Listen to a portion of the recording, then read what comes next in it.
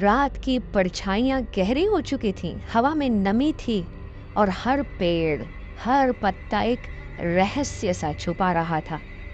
एक पुराना जंगल जिसे सालों से किसी ने पार नहीं किया था। उसी जंगल के बीचों बीच एक घाटी के किनारे एक शेर बैठा था, अकेला, शत और चौकन्ना।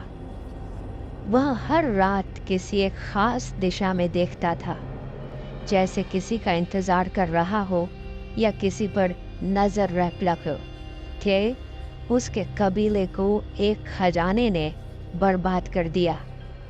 सुना था उस खजाने के साथ एक साया जुड़ा था, जो दिमागों पर काबू पा लेता है, दिलों में अंधेरा भर देता है। जंगल की दूसरी ओर से एक भैंस धीरे धीरे कदम रखती हुई आई। वह आम भैंस नहीं थी, उसके कदमों में कोई बेचैनी थी। वह किसी को ढूंढने नहीं, कुछ जानने आई थी। सालों से वह अपने दादा की कहानियों में जिस रहस्य को सुनती आई थी, आज वह खुद लसे की तलाश में निकली थी। अचानक झाड़ियों में खड़खड़ाहट हुई।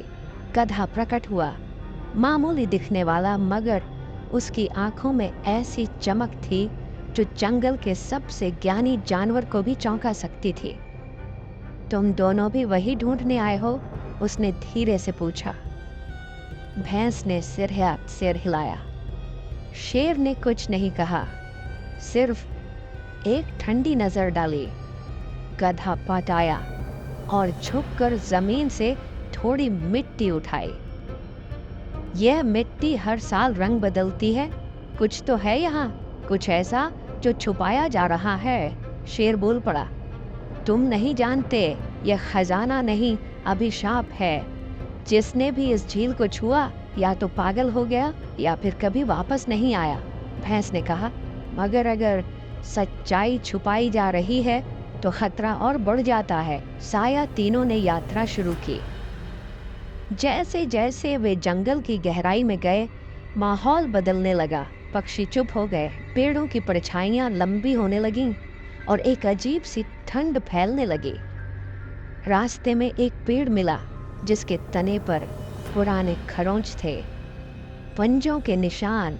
शेर ने कहा, यह मेरी कौम के निशान हैं।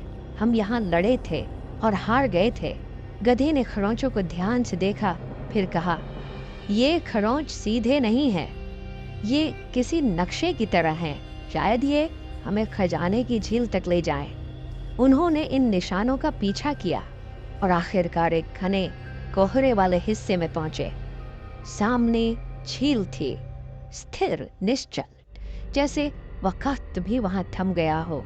झील के किनारे एक आइन सा पानी का टुकड़ा चमक रहा था। भैंस ने कदम आगे बढ़ाया। अचानक पानी की सतह पर एक प्रतिबिंब उभरा। वह उसका ही प्रतिबिंब था, मगर आंखें लाल, चेहरा काला और होठों पर एक अजीब सी मुस्कान। वह पीछे हट गई। यह क्या था? शेर बोला, यही साया है। ये तुम्हें तुम्हारा सबसे बुरा रूप दिखाता है। अगर तुमने डर में हार मान ली तो तुम इसी में कैद हो जाओगे। बलिदान झील में अचानक हलचल हुई। पानी से एक काला धुआं उठा जो धीरे धीरे एक ओहर लेने लगा।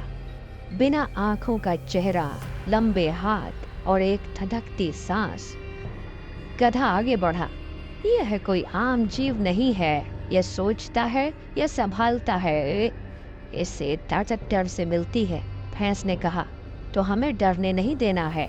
शेर गरजा और साए पर झपटा, मगर जैसे ही उसका पंजा साए से टकराया, वह हवा में घुल गया और शेर अचानक जमीन पर गिर पड़ा। यह असल में नहीं लड़ता, यह दिमाग से लड़ता है।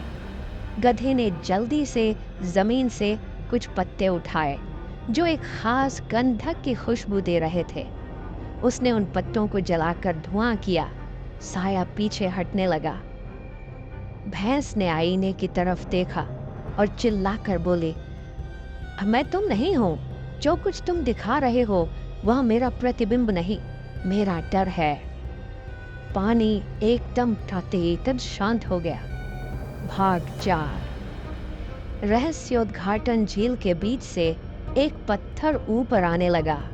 उस पर एक निशान था, एक वृत्त जिसमें 3 चिन्ह थे, एक पंजा, एक सींग और एक नाल। यह हम तीनों का प्रतीक है। शायद खजाना कोई वस्तु नहीं बल्कि हम खुद हैं। शेर ने धीरे से कहा, यह खजाना हमारी कमजोरियों को ताकत में बदलता है। इसका रहस्य यह है कि जो खुद को पहचान ले वही इसे पा सकता है। भैंस ने पत्थर को छुआ तो वह घुल गया और उसकी जगह एक किताब उभरी। ब्रस्या पुरानी मगर चमकती हुई। किताब पर लिखा था, जंगल का रहस्य खजाने में नहीं, वह उन दिलों में है जो डर की परछाइयों में सच्चाई को खोजते हैं। अंत। खामोशी से ताकत तक तीनों लौटे। खामोश। शेर को फिर से नेतृत्व का विश्वास मिला। भैंस को अपने सवाल का उत्तर मिला। गधे को अपनी बुद्धिमत्ता का सम्मान मिला। और जंगल अब भी श्रद्धेय, मगर अब वह रहस्य किसी खजाने में नहीं बल्कि 3 अस्तित्वों में दफन है।